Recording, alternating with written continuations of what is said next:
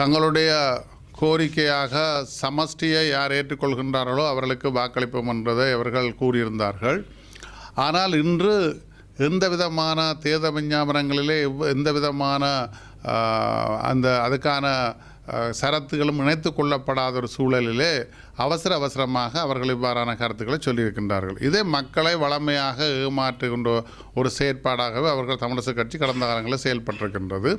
இப்போ கூட நாங்கள் எதிர்பார்ப்பது வடகிழக்கு தமிழ் மக்கள், தமிழ் பேசும் மக்களினுடைய வாக்குகள் சிதறடிக்கப்படக்கூடாது என்பதிலே நாங்கள் மிக கண்காணிப்பாக அவதானமாக இருக்கின்றோம். அந்த வகையில் தான் நாங்கள் இந்த வாக்களிப்புகளை கோரி நிற்கின்றோம். தமிழரசுக் கட்சியினுடைய செயல்பாடு கடந்த காலங்களில் உங்களுக்கு தெரியும். கடந்த தேர்தலில் கூட சுகாதார அமைச்சர் ராஜித சேனாரட்ன அவர்கள் கருத்து சொல்லியிருந்தார்கள். நாங்கள் ஒவ்வொரு தமிழ் தேசிய கூட்டமைப்பினுடைய ஒரு பாராளுமன்ற உறுப்பினர்களுக்கு 30 கோடி ரூபாய் நாங்கள் வழங்கியிருந்தோம் என்ற கருத்தையும் அந்த காலகட்டங்களில் சொல்லப்பட்டிருந்தது. ஆனால் அந்த கட்சியிலிருந்தோ அந்த உறுப்பினர்கள் யாரும் மறுப்பு தெரிவிக்காத ஒரு சூழலும் இருக்கின்றது.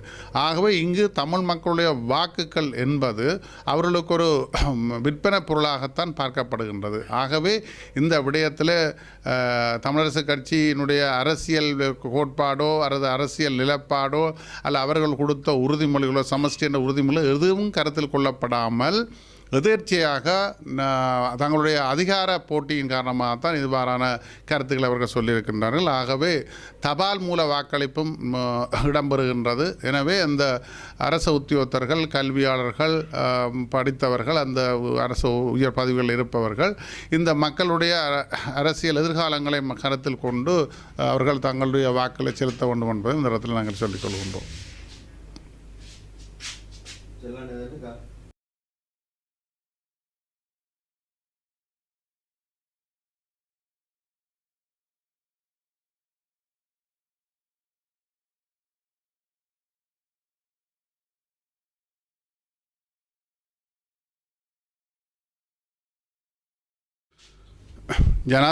ஜனாதிபதி தேர்தலுக்கான வாக்களிக்கின்ற காலம் நெருங்கி வருகின்ற சூழலில் இன்று தமிழ் மக்களுடைய வாக்குகள் எவ்வாறு பயன்படுத்தப்பட வேண்டும் என்பது தொடர்பாக பல்வேறு கருத்துக்கள் பல்வேறு தரப்பில் சொல்லப்பட்டிருந்தாலும் இலங்கை தமிழரசுக் கட்சியினுடைய தீர்மானம் ஒன்று அறிவிக்கப்பட்டிருக்கின்றது.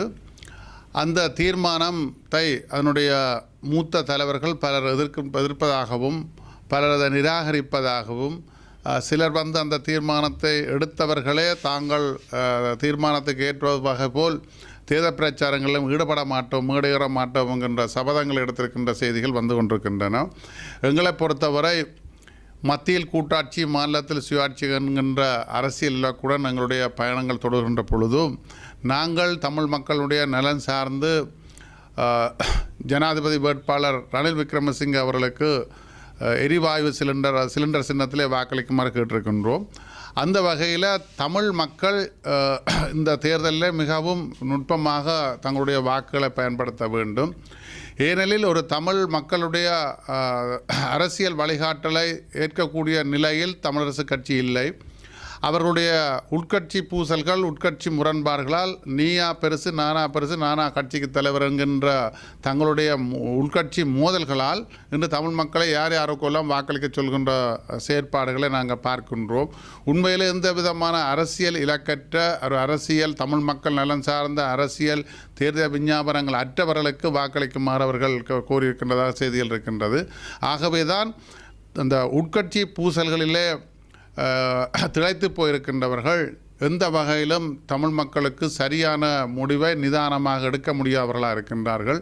அதுதான் அவருடைய உள்கட்சியில் இருக்கின்ற மூத்த தலைவர்களுக்கு இருக்கின்ற குழப்பங்கள் கூட எங்களுக்கு வெளிப்படையாக மக்களுக்கு சொல்லி நிற்கின்றது. ஆகவே இந்த வருகின்ற தேர்தலிலே மக்கள் அமைச்சர் டக்ளஸ் தேவானந்தா அவர்களுடைய வழிகாட்டலை பின்பற்றி தமிழ் மக்கள் எங்களுடைய கோரிக்கையை ஏற்று சிலிண்டர் சின்னத்துக்கு ரணில் விக்ரமசிங்கே அவர்களுக்கு ஆதரவளிக்குமாறு நாங்கள் கேட்டுக்கொள்கின்றோம்.